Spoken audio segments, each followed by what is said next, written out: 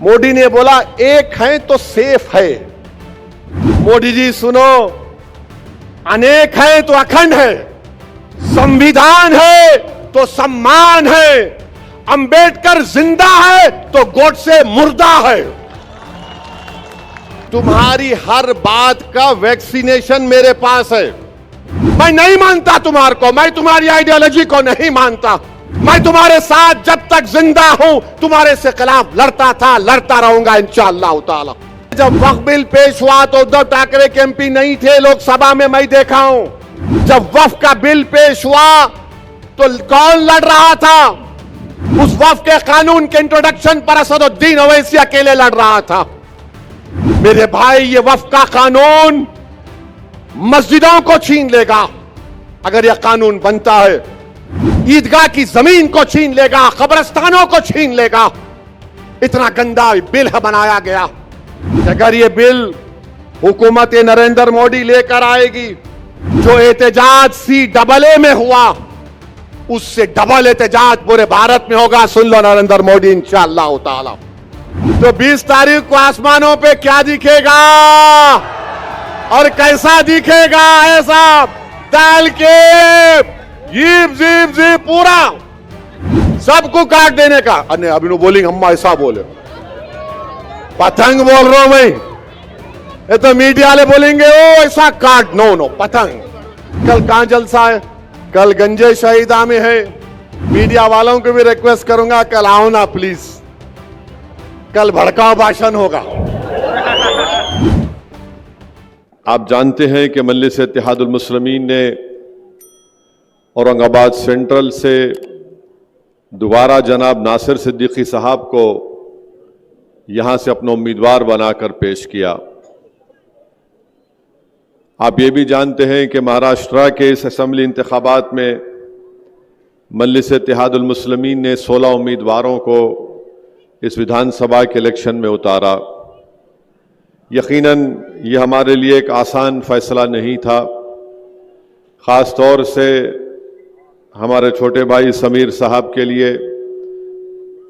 उनके लिए भी बड़ा ये सख्त तकलीफ दे बात थी कि वो भी ख्वाहिशमंद थे, मुझसे मिले, मैंने उनको हैदराबाद आने की दावत दी और मेरी उनसे बातचीत भी हुई। मगर अल्हम्दुलिल्लाह उन्होंने मजलिस इत्तेहादुल मुस्लिमीन के एक पाबंद डिसिप्लिन सिपाही की तरह बड़े कशादा दिल के साथ जनाब नासिर सिद्दीकी साहब को जो मजलिस ने उम्मीदवार बनाया उसको कबूल किया। और मुझे यकीन है कि इंशाअल्लाह ताला आइंदा ज़रूर अल्लाह जनाब समीर साहब को एक मौका देगा ताकि वो आवाम की अच्छी तरीक़े से खिदमत कर सकें। मैं उनका भी शुक्रिया अदा करूँगा कि समीर साहब ने जो मोहब्बत का मुजाहरा किया और साथ ही साथ उन्होंने ये भी बता दिया आप लोगों को कि मजलिस के जो मुखालिफिन है वो दर हकीकत मजलिस के मुखालिफिन से ज़्यादा वो औरंगाबाद के दुश्मन हैं। वो ये नहीं देख सकते कि बरसों के बाद यहाँ पर एक सियासी इत्तेहाद के मुजाहरे किए जा रहे हैं। इसीलिए उनको ये लगता है कि जब तक मजलिस औरंगाबाद से ताकतवर रहेगी, इन तमाम मुखालिफिन की इनफरादी दुकान नहीं चमकेगी। मगर मैं समीर साहब का शुक्रिया अदा करता हूँ कि अल्लाह सुब्हानहू तआला ने उनको इन तमाम मुखालिफिन, मुनाफिकीन और ये जो इबलीस के एजेंट बनकर हमारे इस तारीख़ी शहर के गली कूचों में फिरते हैं कि किसी न किसी तरह हमारे इस इत्तेहाद के खिले को कमज़ोर कर दिया जाए। मैं ये बात ज़रूरी समझता हूँ कहना कि लातूर से भी मोहम्मद अली हमारे जमात के सदर ख्वाहिशमंद थे। अमरावती से हमारे सदर साहब किसी एक उम्मीदवार को लाए थे, वो काबिल भी थे, मगर मजलिस ने एक फ़ैसला लिया और हमने सिर्फ 16 उम्मीदवार महाराष्ट्र के असेंबली इंतखाबात में खड़ा किए। नांदेड़ में भी लोग बहुत ख्वाहिशमंद थे, जनाब मोइन साहब और फिरोज लाला भी, मगर मजलिस इत्तेहादुल मुस्लिमीन ने फैसला ले लिया कि हम नॉर्थ नांदेड़ से मुकाबला नहीं करेंगे। फिर साउथ से हम जनाब मोइन साहब के हक़ में फ़ैसला हुआ, तो ज़ाहिर है वहाँ पर साबिर चाउश को भी थोड़ा तकलीफ, इंसान है, ख्वाहिशमंद है। तो ये चीज़ें हैं इंशाअल्लाह ताला, क्योंकि जब जमात का फ़ैसला होता है तो जो जमात के ज़िम्मेदार होते हैं वो पाबंद, डिसिप्लिन के पाबंद होते हैं, और उन तमाम ने इस मजलिस के फ़ैसले को कबूल किया।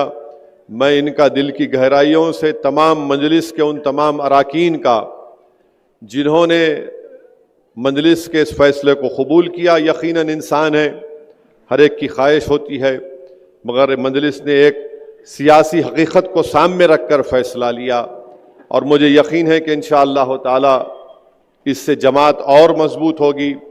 और जिन हजरात को मौका नहीं मिला, मुझे यकीन है कि आने वाले मुस्तकबिल में इनको अल्लाह सुब्हानहू ताला ज़रूर इससे ज़्यादा मजलिस के प्लेटफॉर्म के ज़रिए अल्लाह उनको मौका देगा और वो अच्छी तरह से अवाम की खिदमत भी करेंगे। और एक बात मैं बताना चाह रहा हूँ कि परभनी में मजलिस ने किसी उम्मीदवार को खड़ा नहीं किया। ये जो साहब खड़े हैं, मैंने उनको फ़ोन कर कर कहा कि आपको बी फॉर्म नहीं दिया गया था, मगर इसके बावजूद भी आपने कैसे वो बी फॉर्म हासिल किया। तो खैर, अब पुलिस कंप्लेन हो चुकी है, अब जब FSL की रिपोर्ट आएगी तो शायद उनको जेल को भी जाना पड़े। मैंने खुद उनसे कहा था कि तुम मत लड़ो, तुम्हारे पास जो तुम फॉर्म दाखिल करे वो गलत है। तो खैर, अब मैं ये बात अवामी तौर पर वाज़े करना ज़रूरी समझता हूँ। और एक बात बताना चाहूँगा कि बहुत से लोग समझते कि इम्तियाज़ जलील साहब फैसला करते, नहीं करते। इम्तियाज़ जलील साहब फैसला, इम्तियाज़ जलील साहब से मशवरा करते, हर आदमी से मशवरा करते। फैसला असदुद्दीन ओवैसी मशवरे के बाद लेता है। तो बहुत से लोगों को ये, हमारे मुखालिफिन को ये है, नहीं इम्तियाज़ कर रहा। मेरे को इम्तियाज़ से कुछ भी नहीं है, मेरे को इम्तियाज़ से मुखालिफत है। सदर साहब मेरे लिए अच्छे हैं। मेरे भाई, तुम बाप को गाली नहीं देंगे, बेटे को देंगे तो बाप मुस्कुराएगा।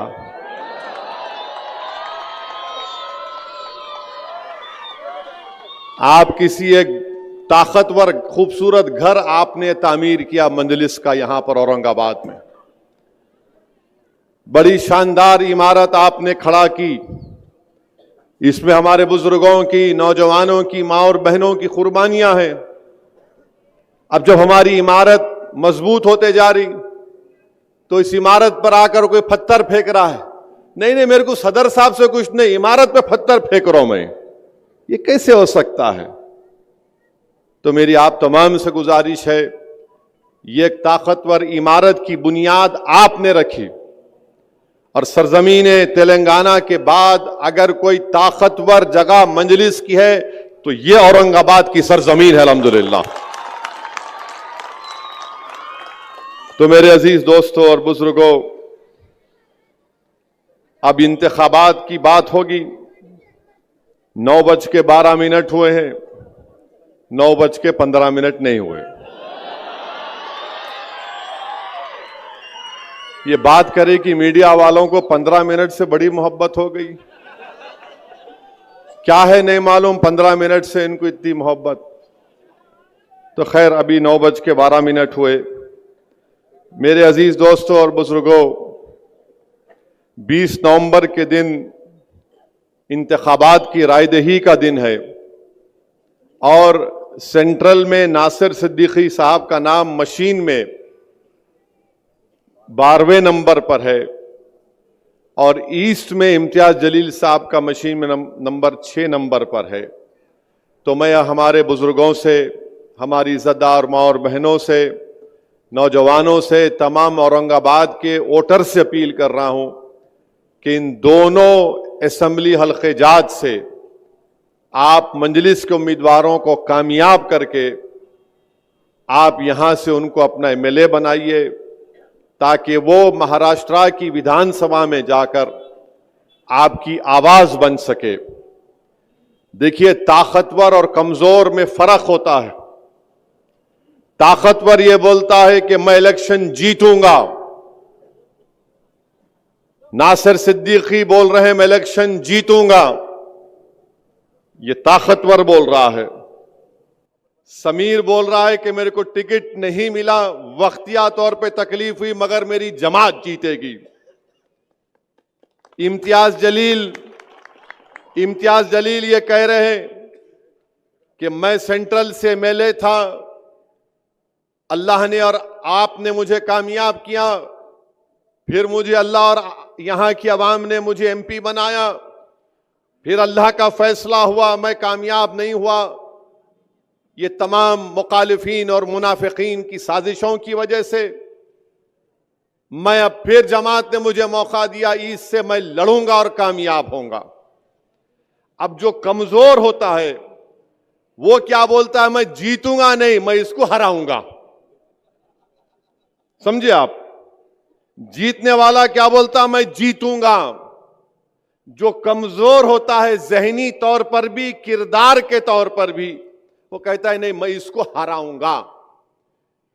तो ये जो बीजेपी आरएसएस की साजिश ये है कि पूरे महाराष्ट्र में उन्होंने ऐसे 100 उम्मीदवारों को खड़ा किया जिनका नाम उर्दू जबान से शुरू होता है। समझे ना? समझे नहीं समझे? हाँ, देखो बच्चा समझ गया।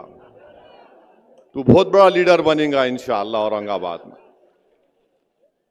तो बीजेपी ने 100 ऐसे इंडिपेंडेंट उम्मीदवारों को खड़ा किया जिनका नाम उर्दू जबान से शुरू होता है। तो मोदी की साजिश यह है कि ये 100-200 ले ले, ये 100-200 ले ले तो वहां पर उनको कामयाबी मिल जाएगी, वोट आपका और हमारा डिवाइड होगा। मगर मैं इन तमाम 100 लोगों से कहना चाह रहा हूं कि आप इस शहर को कमजोर करके रात में कैसे सो सकेंगे अपने घर में, बताओ मेरे को। आप इस शहर को और कमजोर करके कैसे आप अपनी जमीर को जिंदा रख पाएंगे? आपका नाम कुछ और है मगर आप काम किसका कर रहे हैं देख लो।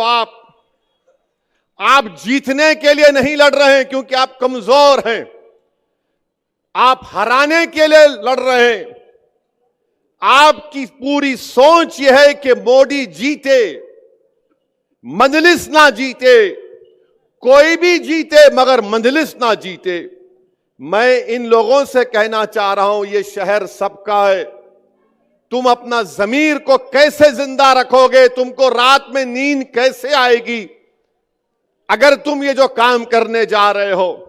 तो मेरी आप तमाम से अपील है कि ये जो कमजोर लोग खड़े हैं इनको एक वोट भी मत दीजिए।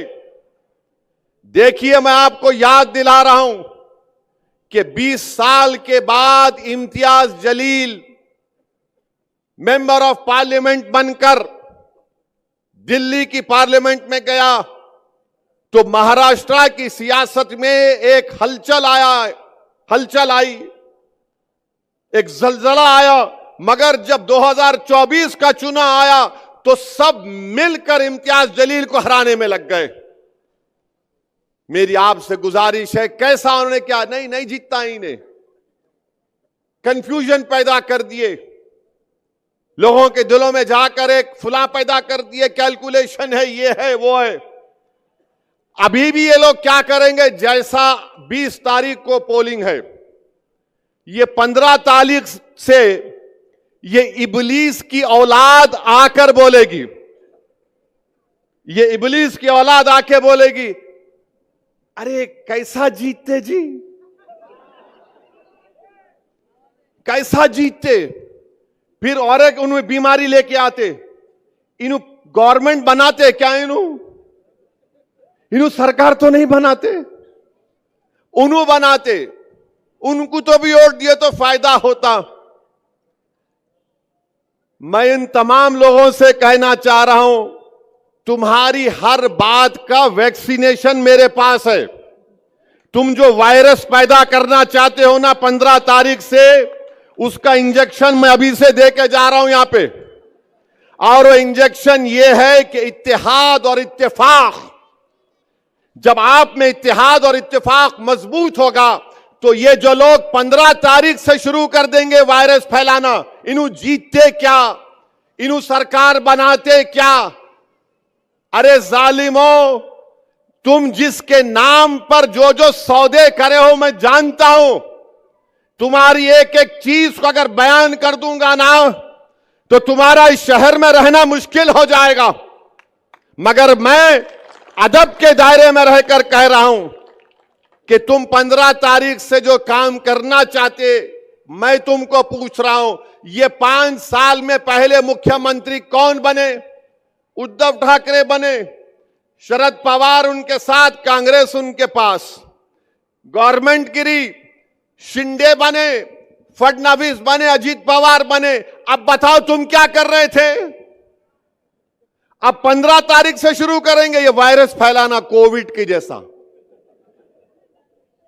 कोविड के जैसा फैलाएंगे। इन्हें सरकार बनाते क्या? इनका जवाब यही है, जवाब के पास आपका इत्तेहाद और इत्तेफाक मजबूत रहेगा। यही इस वायरस का जवाब है। ये जो यही खड़े हैं कि इनको जीतने का मतलब मकसद नहीं है, नासिर ना जीते, इम्तियाज ना जीते, कोई नहीं जीतना, इनको हराना और अपनी दुकान को चमकाना, क्योंकि ये मजलिस को बर्दाश्त नहीं करते, क्योंकि ये आपका इत्तेहाद है, ये आपकी शनाख्त है, ये आपकी ताकत है कि बरसों के बाद आपने अपनी वोट की अहमियत को समझा, आप में एक सियासी शऊर बेदार हुआ। ये इस बात को पसंद नहीं करते कि एक शख्स रसूलुल्लाह सल्लल्लाहु अलैहि वसल्लम के शान में बकवास बकने की कोशिश किया। हम बार बार बोलते हैं उन्हें गुस्ताखी किया। नहीं मेरे भाई, अगर कोई आसमान की तरफ देखकर थूकेगा तो थूकने वाले के चेहरे पर गिरता है, आसमान पर नहीं गिरता। अगर कोई बोलेगा कि मैं चांद को पत्थर मार के तोड़ दूंगा, तो चांद पर नहीं जाता पत्थर, वापिस उसके पास आके गिरता। मगर दुनिया ये समझ रही थी कि सिर्फ बयान देकर खामोश हो जाएंगे। मगर एक मजलिस का एक सिपाही है और रहेगा जिसने दुनिया को बता दिया कि जालिमों ने, मुनाफिकीन ने तमाम मिलकर मुझे औरंगाबाद की पार्लियामेंट की सीट से जीतने नहीं दिए। मगर मैं एमपी नहीं था, मगर मैंने अपने आका की गुलामी का सबूत इस बात पर दिया कि मैं एमपी रहूं या ना रहूं, मेरे जीने का मकसद यह है कि किसी भी मजहबी रहनुमा के ऊपर कोई बकवास नहीं कर सकता। इम्तियाज जलील ने ऐलान किया कि बंबई में जुलूस तक जाएंगे, गाड़ियों की जुलूस पे जाएंगे। तो ये वायरस फैलाने वाले बोल दिए, क्या होगा, इसको पुलिस रोक लेती, ऐसा ही ड्रामा कर रहा है इन्हें। ये वायरस फैलाने वाले हिंदुस्तान की बड़ी बड़ी शख्सियतों के पास पहुंच गए। अरे जरा असदुद्दीन साहब को समझाइए। तो खैर वो लोग मेरे को ही बताए। मैंने कहा हजरत, इम्तियाज जलील खाली मशवरा देते, फैसला मेरा है, एक बार फैसला हो गया तो वापस नहीं लिया जा सकता। फिर वो लोग मेरे को कांटेक्ट किए, अजी साहब दंगा हो जाएगा।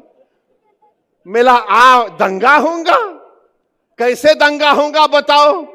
नहीं दंगा हो सकता, मैं कह रहा हूं नहीं होगा। अरे आपको क्या है, आप हैदराबाद में बैठे। मिला हजरत हैदराबाद में बैठा हूं, दिल औरंगाबाद की जनता को देकर आया हूं। फिर मेरे को बोले अब क्या है कि आप जो चाहे कर लो। मैंने आपसे कौन पूछ रहे, मैं करना चाह रहा हूं, आपको क्या करना है? जो चाहे करेंगे। इम्तियाज जलील जुलूस निकालने के उस दिन मेरे को फोन करे, असद भाई बड़ी बड़ी पुलिस के लोग आके मेरे को बोल रहे नको निकलो। मैंने कहा इम्तियाज साहब आप ये बोले ना कि आप बंबई जाके बंबई के होम मिनिस्टर को, महाराष्ट्र के, एक मेजर देंगे कि उस शख्स को गिरफ्तार करो, उस पर कानूनी कार्रवाई करो। तो आप उनको बोलो तुम मेरे को बंबई जाने मत दो, अमित शाह यहां पे है, मैं यहां जाके इनसे मिल लेता हूं। तो पुलिस के लोग बोले अम्मा, इन्हें तो नमाज कम कराने गए तो हमारे गले में ज़कात सदका रोजे भी डाल दे रहा। तो बोले नहीं आप चले जाओ, शाह साहब को डिस्टर्ब मत करो। इसको सियासत बोलते प्यारे, ये कमजोर लोग नहीं समझ सकते। खैर जुलूस निकला अल्हम्दुलिल्लाह। मैं लाखों बार सलाम करता हूं तमाम फर्जंदान तौहीद को, जो नहीं मालूम मराठवाड़ा से, वेस्टर्न महाराष्ट्र से कहां से आए, जो दुनिया ये समझ रही थी कि नहीं सिर्फ 100 गाड़ियां निकलेंगी। दुनिया ने देख लिया कि नामूस से रिसालत के मसले पर अगर किसी ने आवाज उठाई, एहतजाज किया, तो उसका नाम इम्तियाज जलील और मजलिस इत्तेहादुल मुस्लिमीन। तो मेरे भाई जुलूस निकल गया। अब ये वायरस, कोविड के वायरस वालों को परेशानी शुरू हो गई। अम्मा, ये नया काम कर दिया इन्हें। अब इनको समझ में नहीं आया। अच्छा, ये जितने खड़े हुए हैं ना मजलिस के खिलाफ, जिनके नाम उर्दू से शुरू होते, जो नासिर के खिलाफ, इम्तियाज के खिलाफ खड़े हुए, इनसे पूछो जाके, वो गाड़ियों के जुलूस में तू एक गाड़ी दिया क्या? एक गाड़ी तो देना था। कोई गाड़ी तो छोड़ो, ये निकले भी नहीं घर से अपने। अरे जब तुम एक गाड़ी नहीं दे सकते, तुम एक दमड़ी नहीं दे सकते, तो तुम इस गयूर सरजमीन पर बसने वाले फर्जंदान तौहीद और आशिक रसूल की ओर तुम कैसा मांग सकते? बताओ मेरे को, किस मुंह से तुम वोट मांगने निकले हो? हां, तुम्हारे पप्पा मोदी है, पप्पा जी का ऑर्डर हुआ, बोले नाम डाल दे प्यारे, तो आप फौरन अपने मालिक को खुश करने के लिए ये 90 लोग पूरे महाराष्ट्र में अपने नाम डाल दिए, इस उम्मीद पर कि चंदे में कम से कम 100 वोट तो मिल जाएंगे। चंदे में कुछ नहीं मिलेगा इंशाअल्लाह ताला। मुझे यकीन है कि तुम्हारे घर में तुम्हारी मां, तुम्हारा बाप, तुम्हारा बेटा भी मजलिस को वोट देगा इंशाअल्लाह ताला। तुम देख लेना मेरी इस बात को। तुम अपने घर में क्या हो रहा नहीं जानते हो, तुम्हारी औलाद क्या कह रही है मुझसे मैं जानता हूं, मगर तुम खड़े होकर सिर्फ बीजेपी को और मजलिस के मुखालिफिन को कामयाब करना चाहती हैं। मेरी आपसे गुजारिश है कि इम्तियाज जलील को नहीं, नासिर सिद्दीकी को मत देखिए, असदुद्दीन ओवैसी को मत देखिए, अपनी इस इमारत को देखिए जिसको आपने औरंगाबाद में तामीर किया। और याद रखिए, यह इमारत और ताकतवर बनाना है उसको। उस इमारत को आपको अपनी मेहनतों से आपने तामीर शुरू की, उसकी बुनियादों में आपके आंसू हैं, उसकी बुनियादों में आपका खून है, उसकी बुनियादों में हमारे आने वाली नस्लों के ख्वाबों को पूरा करना है। और याद रखो, इस देश की हकीकत यह है हमारे वतन अजीज की, कि जिसकी आवाज सियासी आवाज होगी उसी को सुना जाएगा, चाहे वो दलित हो, चाहे वो मुसलमान हो, मुस्लिम अकलियत हो, चाहे वो मराठा हो। अगर आपका नेता होगा तो आपकी आवाज सुनी जाएगी। मैं सलाम करता हूं मराठों को जिन्होंने जरंगे पाटिल को अपना नेता माना। एक दुबला पतला शख्स रातों की नींद हराम करके रख दिया मोदी की, रातों की नींद हराम करके रख दिया। अब मोदी अपने भाषण में क्या बोल रहे कि बैकवर्ड क्लासों को डिवाइड किया जा रहा है। तो मोदी भी अब एक पोजीशन ले लिए जरांगे पाटिल के खिलाफ। नरेंद्र मोदी इंशाअल्लाह ताला आप जरांगे पाटिल को नहीं हराएंगे, जरांगे पाटिल तुम्हारों को हराएगा इंशाअल्लाह ताला। मेरे अजीज दोस्तों और बुजुर्गों, अब यहां बीजेपी का रिकॉर्ड महाराष्ट्र में आप देख लिए। औरंगाबाद में पर कैपिटा महाराष्ट्र में इनकम कितना है? जो औरंगाबाद जिले का जो पर कैपिटा इनकम है वो रियासत के पर कैपिटा इनकम से कम है। आप देख लीजिए कि महाराष्ट्र में बेरोजगारी का तनासुब यानी परसेंटेज 3.3% है। महाराष्ट्र के शहरों में बेरोजगारी 5% है, देही इलाकों में, गांव में 4% बेरोजगारी है, बल्कि आईएलओ का एक सर्वे कहता है कि महाराष्ट्र में 15% बेरोजगारी है। और फिर आप देखते हैं कि इस शहर से कितनी नाइंसाफी उद्धव ठाकरे ने भी और शिंदे और मोदी ने की। उन्होंने ऐलान किया था कि 2023 में एक टेक्सटाइल पार्क बनाया जाएगा यहां पर, मगर टेक्सटाइल पार्क को लेकर चले गए अमरावती। महाराष्ट्र एक जमाने में इंडस्ट्रियल स्टेट था, यहां के तमाम इंडस्ट्रीज गुजरात को चले जा रहे हैं। क्या शिंदे, क्या फडणवीस, क्या उद्धव ठाकरे आपको दिख नहीं रहा है कि एक टाटा एयरबस, वेदांता फॉक्सकॉन, ये दोनों को मिलाए तो 1,80,000 करोड़ के बराबर प्रोजेक्ट थे, गुजरात को चले गए। क्योंकि मोदी जी बोले मैं भाषण दूंगा महाराष्ट्र में आकर, हिंदू मुसलमान का झगड़ा खड़ा करूंगा, वोट हासिल कर लूंगा, मगर मैं पैसा गुजरात को लेकर जाऊंगा।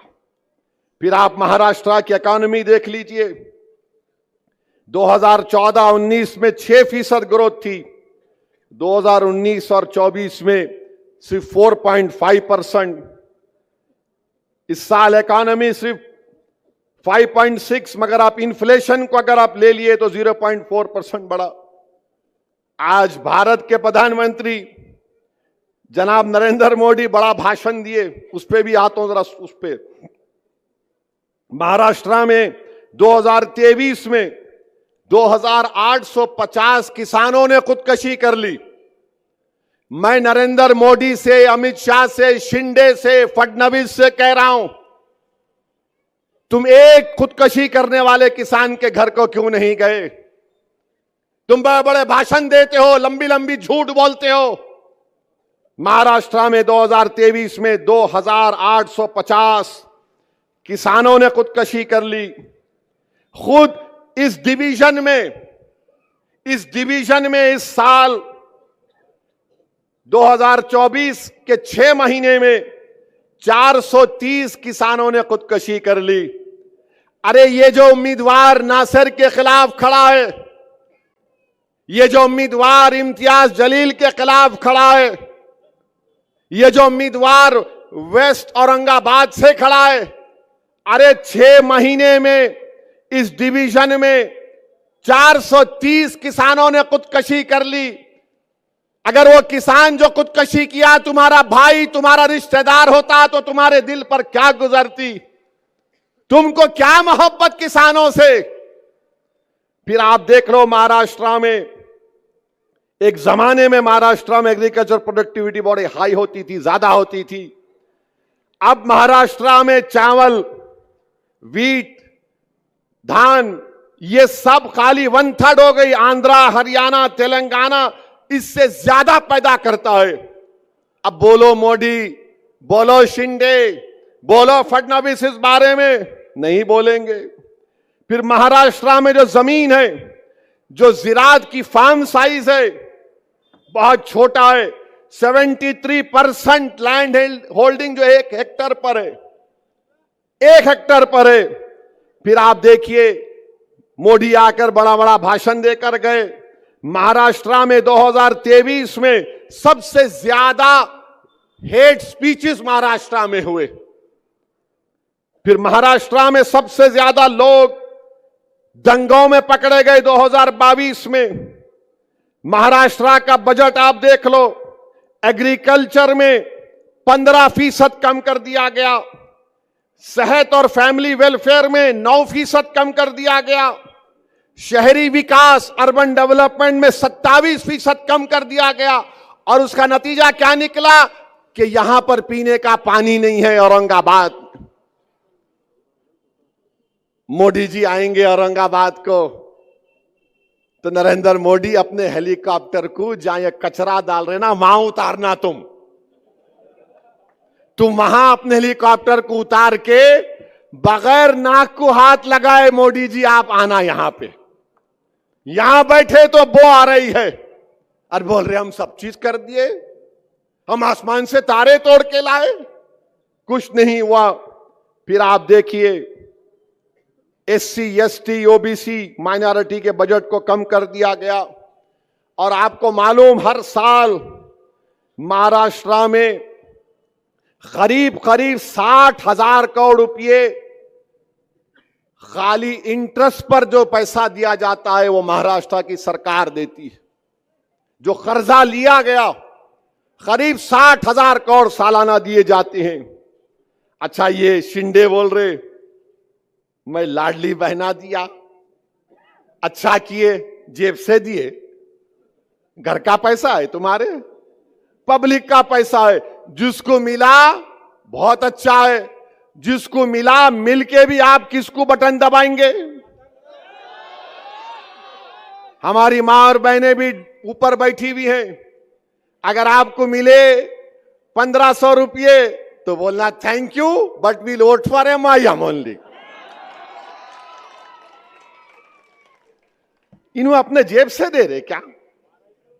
60 साल से नाइंसाफी करे, मिला अच्छा है और मिलना था। अच्छा, अब ये मैं सुना के बाद लोग बांट रहे भी मिठाई, ए तो आना चलना, ये मेरे पद यात्रा में चल। अच्छा, कोई टून भी है तो बोले तो आके बैठ मेरे जलसे में, तेरे को इतने पैसे, लो मिठाई खाओ।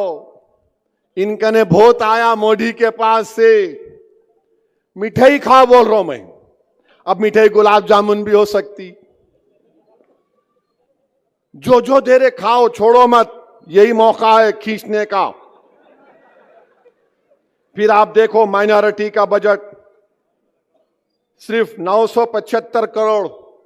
अब ये लोग बोलते अरे मंजलिस के साथ जीत गए तो क्या कर लिए रे तेलंगाना में, क्या कर लिए वहां तेलंगाना में? यहां पर महाराष्ट्र का वजारत अखिलती बहबूद, मिनिस्ट्री ऑफ माइनॉरिटी का बजट 975 करोड़ रुपए, तेलंगाना में 3000 करोड़ रुपए। ये ताकत होती है सियासी ताकत, ये कमजोर नहीं समझ पाएंगे। तो मेरे अजीज दोस्तों और बुजुर्गों, फिर जो हॉस्टल बनाना था हमारी बच्चियों के लिए शहरों में, उसमें भी शिंदे पैसे कम कर दिए। तो ये महाराष्ट्र में हो रहा है। अच्छा मेरे अजीज दोस्तों और बुजुर्गों, आप जानते हैं कि इस शहर में कोई काम नहीं हुआ। 22 साल एमपी थे खैरे साहब, कुछ नहीं करते थे। और फिर इम्तियाज जलील को हराने में सबसे बड़ा रोल ये जो अपने आप को सेक्युलर बोलते हैं उन लोगों का रहा। वोट कितना लिए वो लोग? ये वायरस फैलाने वाले आए थे उस वक्त भी, अरे इन्हें एक जीता तो क्या होता। मेरे भाई, मैं आपको बताना चाह रहा हूं कि अगर आज इम्तियाज जलील मेरे साथ भारत की पार्लियामेंट में होता तो वक्फ बिल को पास करने में मोदी को बड़ी मुश्किल पेश आती। अगर अख्तरुल ईमान कामयाब हो जाते किशनगंज से तो वक्फ बिल लाया नहीं जाता था पार्लियामेंट में। मैं आपसे हाथ जोड़ के अपील कर रहा हूं कि मुझे आपने अकेला कर दिया भारत की लोकसभा में, मगर खुदा के लिए महाराष्ट्र की विधानसभा में आपको नासिर सिद्दीकी को और इम्तियाज जलील को यहां से कामयाब करके भिजाना है। ठीक है, मैं अकेला पहले भी था, अल्लाह ने मेरी मदद की और आज भी अल्लाह इंशाअल्लाह आपकी दुआओं के तोफैल मदद करता रहेगा। मगर मेरे भाई, जमात की आवाज, आपके शहर की आवाज कौन हो सकता मेरे को बताओ? जो कचरे का ढेर लगा दिया अरसूल में, जो पीने के पानी के लिए वो लोगों को तरसाते हैं, जो हम महले जात में गंदगी को फैला दिया गया। इम्तियाज जलील कोर्ट को गया दवाखानों में भर्ती करने के लिए, कामयाब हुआ। इम्तियाज जलील औरंगाबाद के गरीबों के पीएमएवाई के घरों के लिए कोर्ट को गया। क्या मुसलमानों के लिए गया? नहीं, औरंगाबाद के गरीबों के लिए इम्तियाज जलील गया था। ये लोग आपके सामने कुछ नहीं करेंगे। फिर मेरे अजीज दोस्तों और बुजुर्गों, 20 साल के बाद एक एमपी जीत कर आया। इन तमाम कमजोरों ने मिलकर इम्तियाज जलील को शिकस्त दी। इनका एक ही मकसद है, नासिर नहीं जीतना, इम्तियाज नहीं जीतना, कोई और जीत जाए। मेरे भाई याद रखो, महाराष्ट्र की विधानसभा में आपकी आवाज नासिर सिद्दीकी हो सकता है, कोई और नहीं हो सकता है। इससे इम्तियाज जलील कामयाब होगा तो गरीबों की आवाज इम्तियाज जलील होगा। फिर आप देखते हैं कि भारत के प्राइम मिनिस्टर ने आज बोला, मोदी ने बोला, एक है तो सेफ है, एक है तो सेफ है। ये मीडिया वाले मेरे पीछे आ गए दोपहर में, इन भाई देखो जिनके सर पे कम बाल है मगर अपने भाई है। आई लव यू, मैं पूरों से मोहब्बत करता हूं। तो उन्होंने बोले, अरे बोलो ना भाई, उन्होंने बोले। मैं बोला शाम में, इस उम्मीद पर बोल रहा हूं कि बाद में नान खलिया आप खिलाएंगे मेरे को। मोदी बोले एक है तो सेफ है। अब इसका जवाब क्या है मजलिस की तरफ से, असदुद्दीन ओवैसी की तरफ से? मोदी जी सुनो, अनेक है तो अखंड है। मोदी क्या बोल रहे? एक है तो सेफ है। मजलिस क्या बोल रही? मोदी अनेक है तो अखंड है। भारत में अनेक लोग हैं, मराठा है, दलित है, मुसलमान है, क्रिश्चियन है, ईसाई है, ओबीसी है, तमिलियन है, पंजाबी है, तेलंगाना का है, तेलुगु बोलने वाला है, अरे अनेक है। तो भारत अखंड है। मोदी क्या बोल रहे? एक हो जाओ। कैसा होंगे बाबा?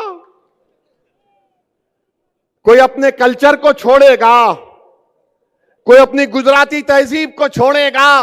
तो मोदी चाहते क्या है कि सब भारत की डाइवर्सिटी खत्म हो जाए। ये एक का मतलब यह है। मजलिस क्या बोल रही? हम अनेक हैं तो अखंड है। मोदी एक करना चाहते हैं, आरएसएस एक करना चाहती है। और मैं मोदी को जवाब दे रहा हूं, इंसाफ है तो इंडिया सेफ है, इंसाफ है तो इंडिया सेफ है, संविधान है तो सम्मान है, अंबेडकर जिंदा है तो गोडसे मुर्दा है। और फिर मोदी बोले एक है तो सेफ है। जितने छत्रपति शिवाजी महाराज को सच्चे मानने वाले हैं तो मोहब्बत है, तो मोहब्बत है। और मोदी बोल रहे एक है तो सेफ है। तो मोदी क्या कर रहे महाराष्ट्र के चुनाव में?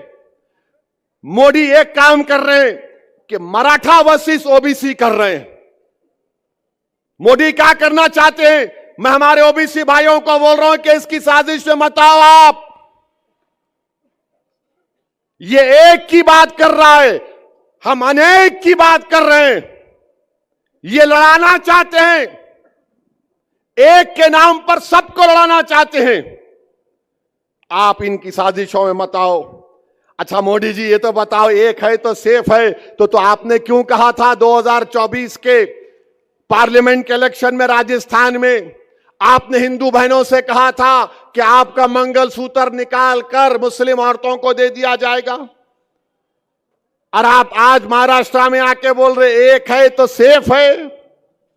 फिर मोदी ने कहा आपकी भैंस को लेकर मुसलमानों को भैंस दे दिया जाएगा।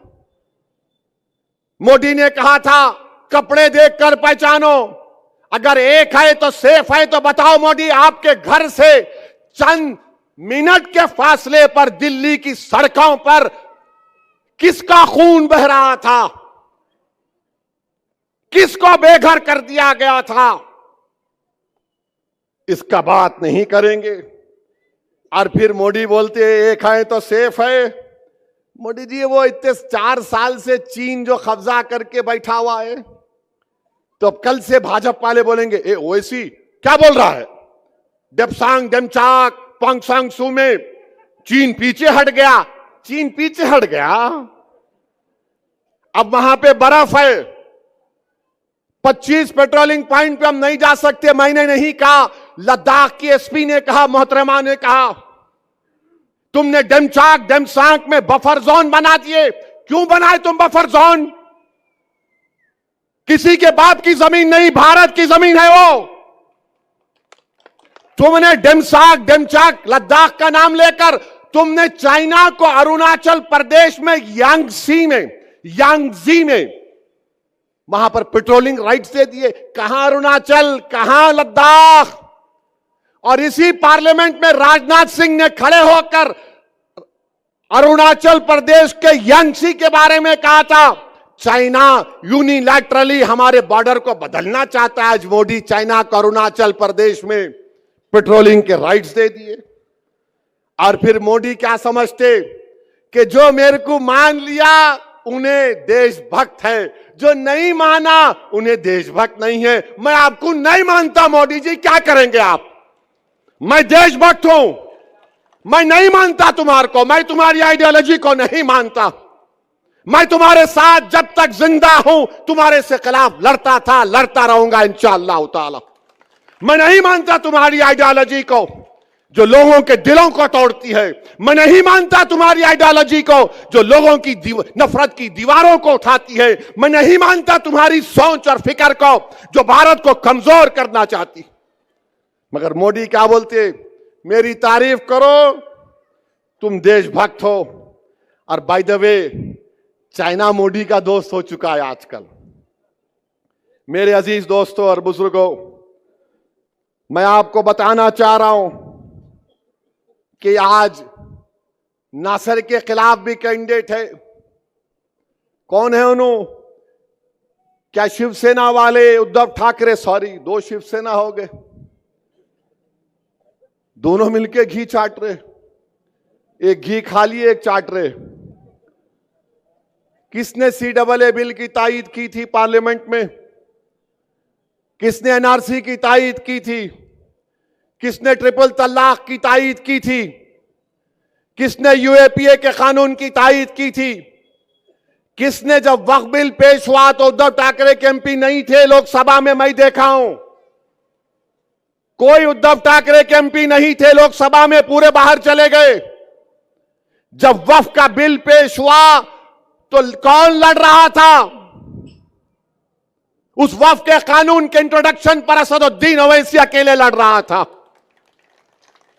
और मैं आपको आज दिल की बात बता रहा हूं, मुझे माफ कर देना औरंगाबाद के गयूर लोगों, मैं जब अकेला खड़े होकर उसके इंट्रोडक्शन के खिलाफ लड़ रहा था तो 2-2 बार मेरी जबान से निकल गया, इम्तियाज मियां उठो, इम्तियाज मियां उठो, मगर इम्तियाज मियां यहां बैठे थे।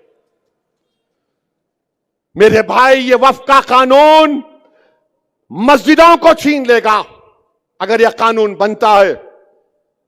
यह कानून बनता है तो दरगाहों को छीन लेगा, ईदगाह की जमीन को छीन लेगा, कब्रिस्तानों को छीन लेगा।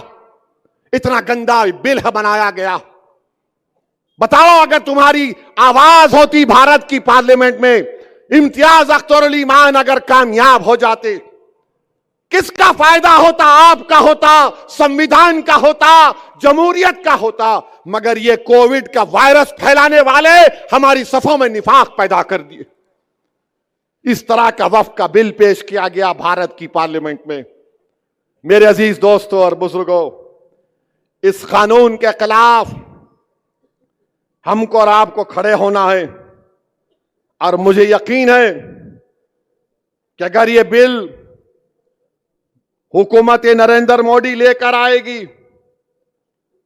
तो एक बात तो यकीन के साथ कहूंगा मैं, जो एहतजाज CAA में हुआ उससे डबल एहतजाज पूरे भारत में होगा। सुन लो नरेंद्र मोदी, इंशाअल्लाह ताला। ये बिल को हम नहीं मानते। ये बिल हमारी मस्जिदों को छीनना चाहेगा। अगर ये महाराष्ट्र में कौन विधानसभा में खड़े होकर ये 100 लोग बोलेंगे? अगर ये कानून की तस्दीक कराने के लिए इस कानून के खिलाफ अगर कोई आवाज उठाएगा तो ये लोग उठाएंगे। ये उद्धव ठाकरे, शिंदे, BJP, इनके पैसों पर बिकने वाले लोग जो जमीर बेच रहे हैं, अरे तुम औरंगाबाद को कमजोर कर रहे हो। कौन उसके खिलाफ महाराष्ट्र की विधानसभा में आवाज उठाएगा? नासिर सिद्दीकी खड़ा हो जाएगा। इम्तियाज जलील खड़ा हो जाएगा, फारूक शाह खड़ा हो जाएगा, मुफ्ती इस्माइल खड़े हो जाएंगे, वारिस पठान खड़ा हो जाएगा, फैयाज खड़ा हो जाएगा। मेरे भाई, आवाज की जरूरत है, लड़ने वालों की जरूरत है। आपको फर्क महसूस करना है एक लड़ने वाले की तरफ से और एक गाने वाले की तरफ से। ये सब गाने वाले हैं, इनको हुक्म होगा ऐसे राग में गा, बोलो ओवैसी के खिलाफ, तबलचियां शुरू हो गए, हारमोनियम लेके ओवैसी ये ओवैसी वो। मेरे भाई, लड़ने वालों की जरूरत है और यही वजह है कि आरएसएस नहीं चाहती कि यहां से नासिर सिद्दीकी और इम्तियाज जलील कामयाब हो जाए। याद रखो, टीपू सुल्तान से गद्दारी करने वाले कौन थे? गद्दारी करने वाले बोलो, कौन थे गद्दारी करने वाले टीपू सुल्तान से? तुम्हारी जबानों को जुम्बिश दो और बोलो, कौन थे? सिराजुद्दौला को धोखा देने वाले कौन थे? करबला के मैदान में इमाम हुसैन के खिलाफ नमाज भी पढ़ते थे और पानी भी बंद करते थे, कौन थे वो लोग? मेरे भाई, तारीख तुमको पुकार पुकार कर कह रही है कि एक पार्लियामेंट के इलेक्शन में इन जालिमों ने हमको डसा, अब असेंबली के इंतखाबात में इनको डसने मत दो। अपने इत्तेहाद को मजबूत बनाओ। मजलिस कभी किसी मजहब के खिलाफ ना थी, ना कभी रहेगी इंशाअल्लाह ताला। जब तक अल्लाह सुब्हानहू तआला असदुद्दीन ओवैसी को मजलिस का एक सिपाही और जिम्मेदारी के तौर पर रखेगा, मैं किसी भी समुदाय का खिलाफ नहीं हूं। मैं तो दुनिया के कोने कोने में जाकर कहता हूं कि मेरा देश ऐसा है जहां पर हर 100 किलोमीटर पर अलग तहजीब है। मेरा देश वो है जहां पर हजारों तहजीबें, कई मजाहिब के मानने वाले रहते हैं। मेरा एक ही झगड़ा है, जब सबका नेता हो सकता है तो मेरा नेता क्यों नहीं हो सकता? जब सबका आवाज हो सकती है तो मेरी आवाज क्यों नहीं हो सकती? जब सब समुदाय अपने अपने लोगों को अलग करते हैं तो मैं अपनी पार्टी के नुमाइंदों को क्यों अलग नहीं कर सकता? मेरा झगड़ा एक ही है और मैं आपसे अपील करने आया हूं कि वक्फ बिल आपके सामने है। आपने देख लिया कि एक शिंदे की पार्टी में एक शख्स है जिसने कहा कि मस्जिद में घुस के हम मारेंगे। मेरे भाई, बताओ आप, कोई लड़ने वाला ही नहीं है। अब अगर इम्तियाज, नासिर सिद्दीकी, मुफ्ती इस्माइल साहब और फारूक शाह के साथ वारिस पठान और फैयाज ये लोग चले जाएंगे, हमारी दलित कैंडिडेट भी नागपुर में है, ये हमारे मजलिस के लोग जीत के जाएंगे, तो इसको बोलने से पहले सोचना पड़ेगा कि मस्जिद में घुस के मारेंगे। मोदी जी बोलो, इसके ऊपर तुम क्या बोलते? एक है तो सेफ है। अरे ये तुम्हारी पार्टी में है तो सेफ है। तुम्हारी पार्टी का सत्ता महाराष्ट्र में नहीं होगी तो तुम्हारे तमाम के तमाम लोग जो नफरत फैला रहे ये अनसेफ हो जाएंगे। कानून के एतबार से, लीगली कानून इनको ऊपर काम करेगा। मगर शिंदे ने उस शख्स के साथ खड़े होकर कह दिया कि मैं इनके साथ हूं जो नबी करीम सल्लल्लाहु अलैहि वसल्लम के शान में गुस्ताखी करने की कोशिश की। तो मेरे अजीज दोस्तों और बुजुर्गों, अपने एक एक वोट को इस्तेमाल करिए। आप मजलिस के हक में बटन दबाइए। ये लोग जो खड़े हैं ना, जीतना इनका मकसद नहीं है, हराना इनका मकसद है। ये जानते हैं कि जीतने वाला इम्तियाज जलील है, जीतने वाला नासिर सिद्दीकी है, ये आपके इत्तेहाद के दुश्मन है। और ये जो बीजेपी, शिंदे, उद्धव ठाकरे और कांग्रेस के जितने उम्मीदवार है, बताओ तुमने औरंगाबाद के लिए क्या किया? तुम्हारे पास सत्ता थी, तुम पीने का पानी का मसला हल नहीं कर सके। यहां पर रोडें क्या हैं बताओ? इम्तियाज जलील ने अपने सालाना एमपी फंड से जो काम करवा सकते थे काम को करवा दिया। मगर मेरी आप तमाम से अपील है कि मुत्तहदा अपने वोटों का इस्तेमाल करिए, डरने और घबराने की जरूरत नहीं है। 20 तारीख के दिन सुबह में अपने घरों से निकलिए। नासिर सिद्दीकी का नाम मशीन में 12वें नंबर पर है, इम्तियाज जलील का नाम 6ठे नंबर पर है। और यह समझ कर वोट डालिए कि आप पार्टी को कामयाब कर रहे हैं, शख्सियतों को कामयाब नहीं कर रहे हैं। मजलिस इनफरादियत को प्रमोट नहीं करती, मजलिस शख्सियत को प्रमोट नहीं करती। अरे मैं आज जिंदा हूं, कल नहीं रहूंगा, यह हक है, मैं नहीं रहूंगा, तो क्या मजलिस खत्म हो जाएगी? लाखों बार खुदा ना खास्ता मजलिस रहेगी तुम्हारी वजह से। तुम लीडर बनोगे, तुम कायद बनोगे, तुम रहबरी करोगे, तुम भारत की पार्लियामेंट में लड़ोगे संविधान के दायरे में रहकर, तुम गरीबों की आवाज बनोगे, तुम मजहब की आवाज नहीं बनोगे, तुम गरीबों की आवाज बनोगे। ये मेरा ख्वाब है, इस ख्वाब को आपको जिंदा रखना है। अगर आप और हम खुदा ना खास्ता जो गलती हमसे पार्लियामेंट इलेक्शन में हुई, जिसकी बुनियाद पर हमारी कोई आवाज आज पार्लियामेंट में नहीं है, मैं आपसे अपील कर रहा हूं कि इन लोगों की कोशिशें होंगी। 15 नवंबर से ये इबलीस के एजेंट शुरू हो जाएंगे, कोविड फैलाएंगे। इन्हों सत्ता में आते क्या, इन्हों जीतते क्या, उन्हें वो होता क्या?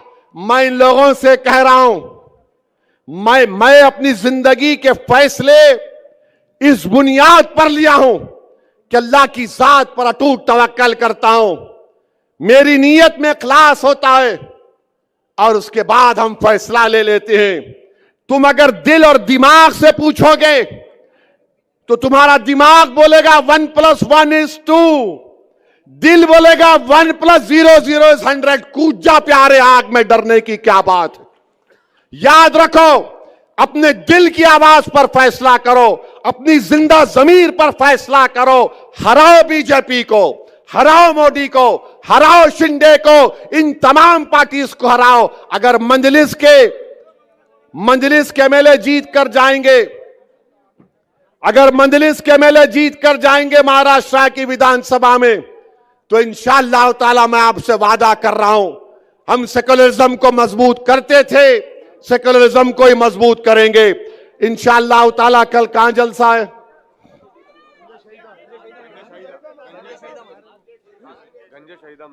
कल गंजे शहीदा में है। मीडिया वालों को भी रिक्वेस्ट करूंगा, कल आओ ना प्लीज, कल भड़काऊ भाषण होगा। हाँ, अब चला देना तुम, Owaisi said this, breaking news. कल जरा आ जाओ भाई, आप भी आएंगे ना? कल आएंगे ना? साथ है ना आप लोग? तो 20 तारीख को आसमानों पे क्या दिखेगा और कैसा दिखेगा? ऐसा डाल के जीप जीप जीप पूरा सबको काट देने का। अरे अभी नो बोलेंगे, अम्मा ऐसा बोले, पतंग बोल रहा हूं मैं। ये तो मीडिया वाले बोलेंगे ओ ऐसा काट, नो नो, पतंग का निशान है। तो आपसे अपील है कि 20 तारीख को आपके इलाकों में सिर्फ आसमानों पर क्या नजर आएगा? क्या नजर आएगा?